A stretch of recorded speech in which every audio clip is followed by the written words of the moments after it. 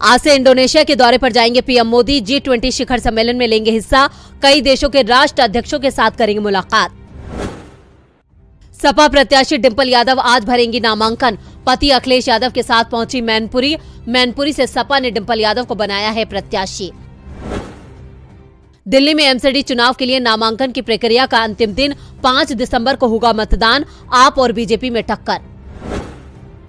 राष्ट्रपति द्रौपदी मुर्मू आज आएंगी रांची। झारखंड स्थापना दिवस समारोह में होंगी शामिल। खूंटी के उलीहातू जाएंगी मुर्मू। ज्ञानवापी मामले को लेकर सुनवाई आज। ज्योतिर्लिंग की पूजा अर्चना शुरू करने की मांग को लेकर जिला अदालत करेगी सुनवाई। चीन और अमेरिका के बीच मिटेंगी तल्खियां। इंडोनेशिया में आज बाइडेन और जिनपिंग की होगी मुलाकात। आपसी संबंधों पर करेंगे चर्चा। झारखंड के दौरे पर केंद्रीय मंत्री नितिन गडकरी पांडुका पुल का करेंगे शिलान्यास। सासाराम और औरंगाबाद शहरों को होगा फायदा। राजधानी दिल्ली के लोगों को मिलेगी राहत। आज से कम होगा प्रदूषण। दिल्ली में छाएगी कोहरे की चादर। आज से शुरू होगा international trade fair. Delhi metro के 67 स्टेशनों पर बिकेंगे टिकट। पहले कारोबारियों को जाने का मिलेगा मौका। बंगाल की खाड़ी में बना कम दबाव। आज से दक्षिण कन्नड़ उडुपी में येलो अलर्ट घोषित। पहाड़ों पर गिरेगा तापमान।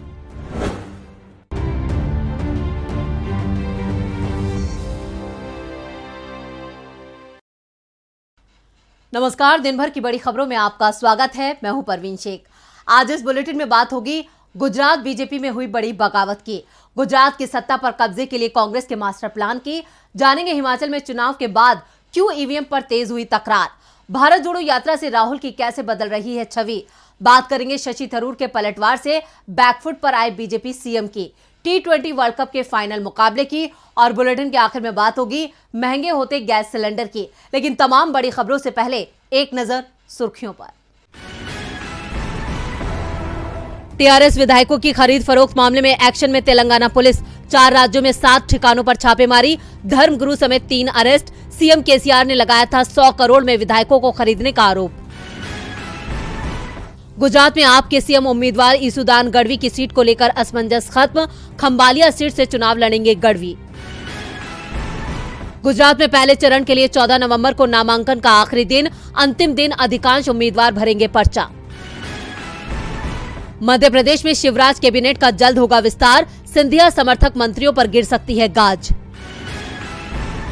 तो ये थी सुर्खियां और अब बात आज की सबसे बड़ी खबर की। हिमाचल के विधानसभा चुनाव में इस बार बीजेपी को बड़ी बगावत का सामना करना पड़ा और ऐसी ही बगावत अब गुजरात बीजेपी में भी दिखाई दे रही है। गुजरात में भी बीजेपी के आधा दर्जन मौजूदा और पूर्व विधायक बीजेपी को हराने के लिए रणनीति बना रहे हैं। बीजेपी के ये बागी नेता टिकट न मिलने से नाराज हैं, जिसके बाद इन बागियों ने निर्दलीय मैदान में उतरने का ऐलान कर दिया है। तो क्या ये बागी नेता गुजरात में बीजेपी का खेल बिगाड़ेंगे? देखते हैं ये रिपोर्ट। गुजरात का सियासी मैदान अब पूरी तरह से सज चुका है। गुजरात के घमासान में बीजेपी के बागी उसका खेल बिगाड़ने के लिए निर्दलीय मैदान में उतरने का ऐलान कर रहे हैं। टिकट नहीं मिलने से बीजेपी से खफा पार्टी के आधा दर्जन से ज्यादा मौजूदा विधायक और पूर्व विधायकों ने निर्दलीय उम्मीदवार के तौर पर चुनाव लड़ने का ऐलान कर दिया है। गुजरात व घोड़िया से 6 बार विधायक रहे मधु श्रीवास्तव ने बीजेपी से इस्तीफा दे दिया है। श्रीवास्तव टिकट कटने से नाराज चल रहे थे। मधु श्रीवास्तव का टिकट काटते हुए इस बार बीजेपी ने अश्विन पटेल को मैदान में उतारा है। वहीं टिकट कटने के बाद श्रीवास्तव ने कहा अगर उनके समर्थक चाहेंगे तो वो निर्दलीय चुनाव लड़ेंगे। आपको बता दें, इससे पहले भी गुजरात बीजेपी के कई नेताओं ने पार्टी छोड़ दी है। 11 नवंबर को बीजेपी के 2 बार के विधायक केसरी सिंह सोलंकी ने टिकट नहीं मिलने पर पार्टी छोड़ दी। सोलंकी आम आदमी पार्टी में शामिल हो गए। सोलंकी गुजरात के खेड़ा जिले की मातर विधानसभा क्षेत्र से विधायक हैं। वडोदरा जिले की पादरा सीट से बीजेपी के एक और दूसरे पूर्व विधायक दिनेश पटेल उर्फ दीनू मामा ने भी कहा कि वो निर्दलीय चुनाव लड़ेंगे। बीजेपी ने इस सीट से चैतन्य सिंह जाला को टिकट दिया है। इस सीट पर कांग्रेस का कब्जा है। करजन में बीजेपी के पूर्व विधायक सतीश पटेल मौजूदा विधायक अक्षय पटेल को टिकट देने से नाखुश हैं। सतीश पटेल भी निर्दलीय मैदान में ताल ठोक सकते हैं। वहीं बीजेपी के पूर्व विधायक हर्षद वसावा ने शुक्रवार को नादौड़ सीट से निर्दलीय उम्मीदवार के तौर पर अपना नामांकन पत्र दाखिल कर दिया। जामनगर नॉर्थ सीट से लगातार 2 बार से चुनाव जीत रहे धर्मेंद्र सिंह का टिकट काटकर बीजेपी ने रिवावा रविंद्र जडेजा को दे दिया, जिसके चलते धर्मेंद्र सिंह अब निर्दलीय चुनाव लड़ने की तैयारी में जुट गए हैं। गुजरात चुनाव के पहले चरण के लिए अब तक 447 उम्मीदवारों ने नामांकन कर दिया है। कल यानी 14 नवंबर को नामांकन की आखिरी तारीख है। आपको बता दें कि गुजरात में 2 चरणों में वोट डाले जाएंगे। पहले चरण की वोटिंग 1 दिसंबर को होगी। पहले चरण में 89 सीटों पर वोटिंग होगी। वहीं दूसरे चरण के लिए 5 दिसंबर को वोट डाले जाएंगे। वहीं वोटों की गिनती 8 दिसंबर को होगी।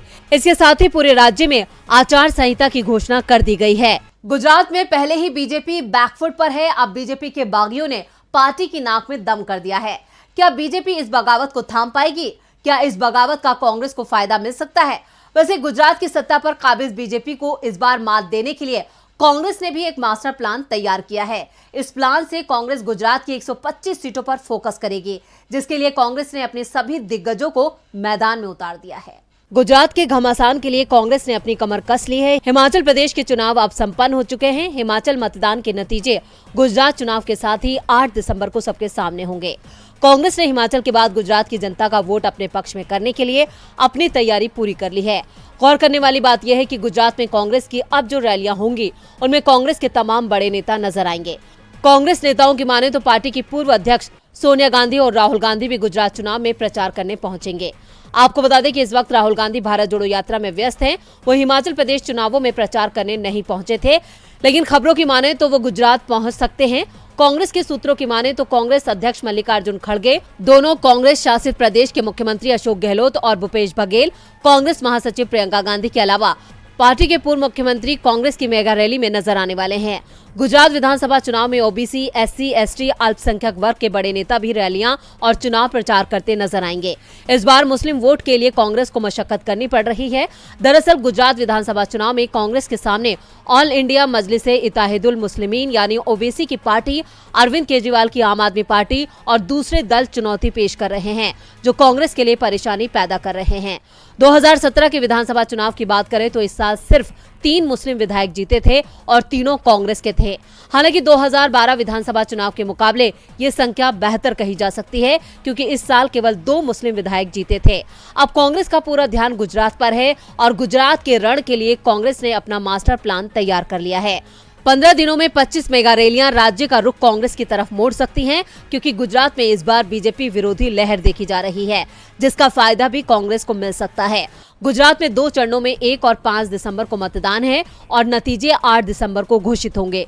हिमाचल में धुआंधार प्रचार के बाद अब कांग्रेस की नजर गुजरात पर है, जहां कांग्रेस बीजेपी को कड़ी टक्कर देती नजर आ रही है। हिमाचल में वोटिंग हो चुकी है, लेकिन अब ईवीएम को लेकर बीजेपी खेल कर सकती है।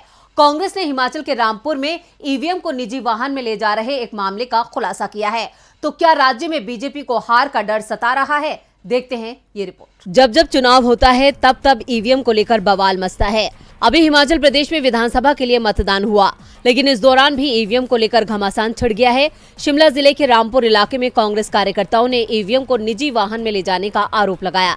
इसी के साथ ही कार्यकर्ताओं ने पोलिंग पार्टी को रोक दिया और विरोध प्रदर्शन करते हुए मतदान दल पर ईवीएम में छेड़छाड़ करने का भी आरोप लगाया। अब जिला चुनाव आयोग के अधिकारियों ने मतदान दल के सदस्यों को तत्काल प्रभाव से निलंबित कर दिया है। नियमों के मुताबिक मतदान प्रक्रिया खत्म होने के बाद ईवीएम को सरकारी वाहनों से मतगणना केंद्र तक ले जाना होता है, लेकिन कांग्रेस ने आरोप लगाया कि ईवीएम को एक निजी कार में ले जाया जा रहा था। कार्यकर्ताओं ने इसका पीछा किया, साथ ही पुलिस और चुनाव आयोग के अधिकारियों को भी इस बारे में जानकारी दी। वहीं जिला चुनाव आयोग के अधिकारियों ने कहा है कि उन्हें मतदान पूरा होने के बाद सूचना मिली कि दत्तनगर 49 की पोलिंग पार्टी संख्या 146 निजी वाहन में ईवीएम लेकर जा रही है। घटना की सूचना मिलते ही मौके पर पहुंची पुलिस टीम ने प्रदर्शनकारियों को शांत करने की कोशिश की और ईवीएम मशीनों को स्ट्रांग रूम में भिजवा दिया। चुनाव आयोग के अधिकारियों ने स्ट्रांग रूम के बाहर कांग्रेस और बीजेपी कार्यकर्ताओं की मौजूदगी में मशीनों की बारीकी से जांच की। अधिकारियों ने दावा किया कि मशीनों को ठीक से सील कर दिया गया था, कोई छेड़छाड़ नहीं पाई गई। अब भले ही चुनाव अधिकारी ईवीएम से छेड़छाड़ न होने की बात कह रहे हों, लेकिन सवाल उठता है कि आखिर मशीनों को निजी वाहन में क्यों ले जाया जा रहा था? क्या इसके पीछे बीजेपी का हाथ था?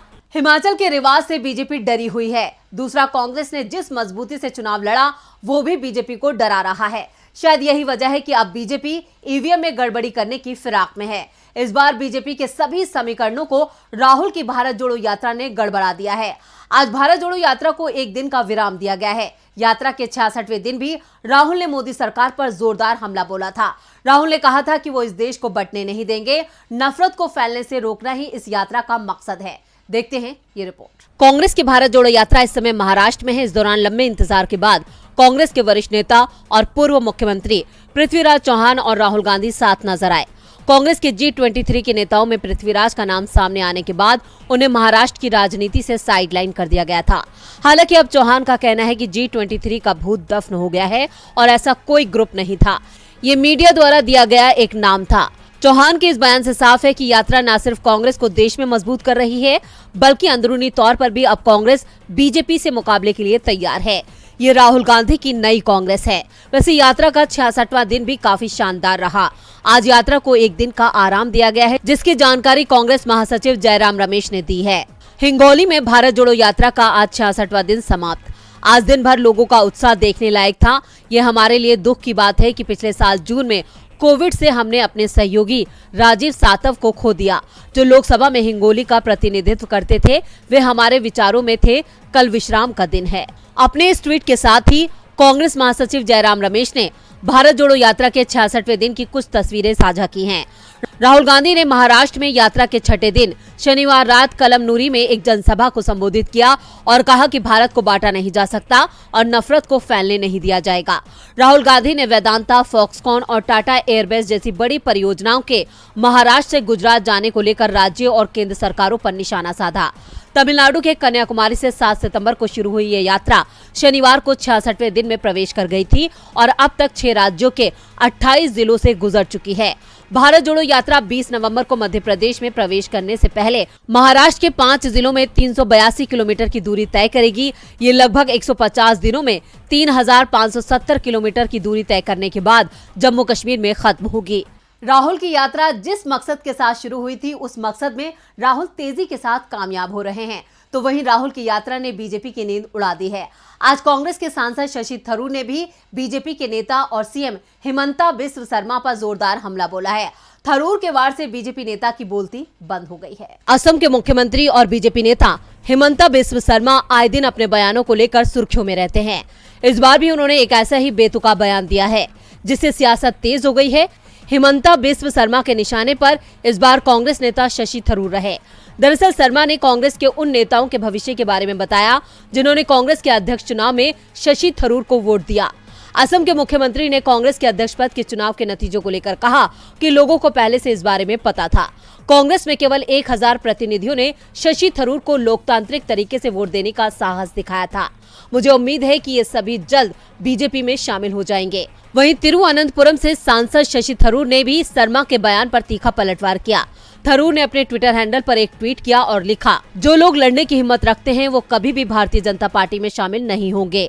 केवल वही लोग लालच में आएंगे जिनमें लड़ने की हिम्मत नहीं होगी। असम के सीएम हिमंता बिस्व शर्मा पर निशाना साधते हुए कांग्रेस महासचिव जयराम रमेश ने असम में निकल रही भारत जोड़ो यात्रा का वीडियो अपलोड करके पलटवार किया है। इस वीडियो में असम में भारत जोड़ो यात्रा निकाली जा रही है, जिसे लेकर लोगों में काफी उत्साह नजर आ रहा है।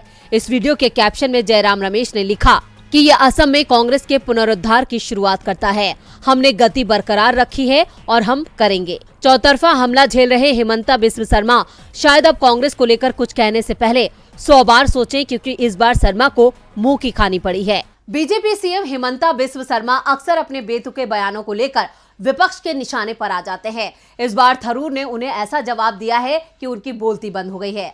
और अब बात कर लेते हैं T20 वर्ल्ड कप के फाइनल मुकाबले की। इस बार पाकिस्तान और इंग्लैंड की टीम आमने सामने थी। 1992 के बाद पहली बार दोनों टीमें फाइनल में भिड़ी। 30 साल पहले पाकिस्तान ने इंग्लैंड को हरा दिया था और आज इंग्लैंड ने उस हार का बदला चुकता कर दिया। इंग्लैंड T20 वर्ल्ड कप का नया चैंपियन बन गया है। मेलबर्न के मैदान पर खेले गए फाइनल मुकाबले में इंग्लैंड ने पाकिस्तान को 5 विकेट से मात दे दी। इसके साथ ही इंग्लैंड ने 30 साल पुरानी अपनी हार का बदला भी चुका दिया। 1992 में पाकिस्तान ने इंग्लैंड को हराकर ही अपना पहला विश्व कप जीता था। आज खेले गए फाइनल मुकाबले में पाकिस्तान के गेंदबाजों ने तो बेहद शानदार प्रदर्शन किया, लेकिन बल्लेबाजों ने पाकिस्तान की नाव डुबो दी। टॉस हारने के बाद पहले बल्लेबाजी करते हुए पाकिस्तान की टीम ने 20 ओवरों में 8 विकेट पर 137 रन बनाए। पाकिस्तान की शुरुआत बेहद धीमी रही और टीम पावर प्ले के 6 ओवर में पाकिस्तान ने 1 विकेट पर सिर्फ 39 रन बनाए। रिजवान ने 15 और कप्तान बाबर ने 32 रन बनाए, लेकिन बेहद धीमी गति से बल्लेबाजी की। बाद में मसूद ने रन गति तेज करने की कोशिश की, लेकिन वो 38 रन बनाकर सेम करन की गेंद पर आउट हो गए। पाकिस्तान का निचला क्रम भी फाइनल के दबाव को सह नहीं पाया। निचले क्रम में शादाब खान के आउट होने के बाद पाकिस्तान पूरी तरह से बिखर गया और 137 रन पर ही ढेर हो गया। जवाब में पाकिस्तान के गेंदबाजों ने इंग्लैंड पर शुरुआत में ही दबाव बनाने की कोशिश की।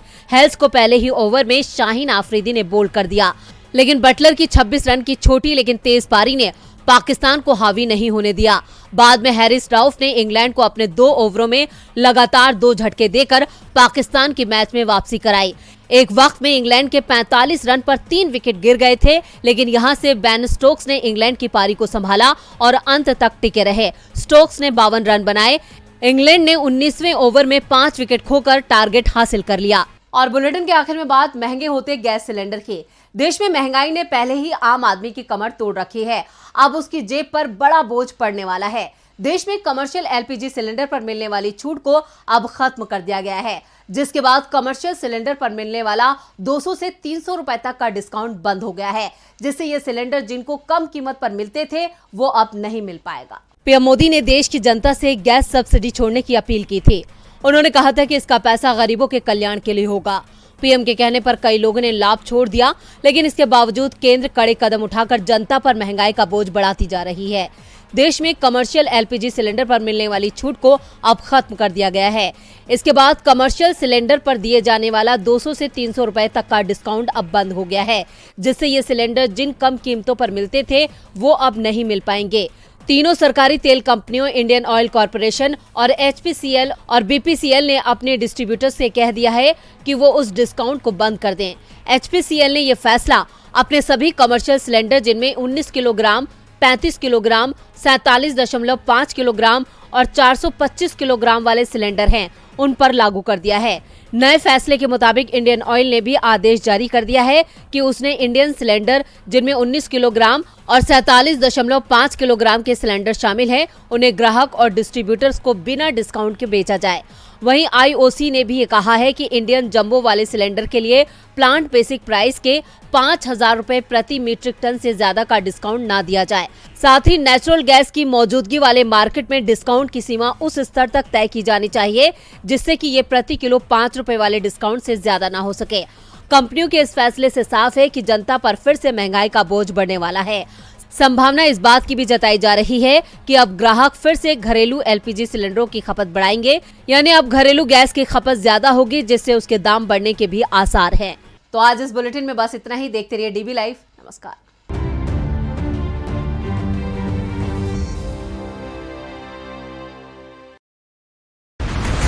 बिछ गई सियासी विसार, खेला जा रहा है सियासी खेल, जारी है वार पलटवार। शह और मात के खेल में बनाई जा रही है रणनीति, कौन पड़ेगा किस पर भारी, ये कभी भी सिर्फ हस्तक्षेप.com पर अमलेंदु उपाध्याय के साथ।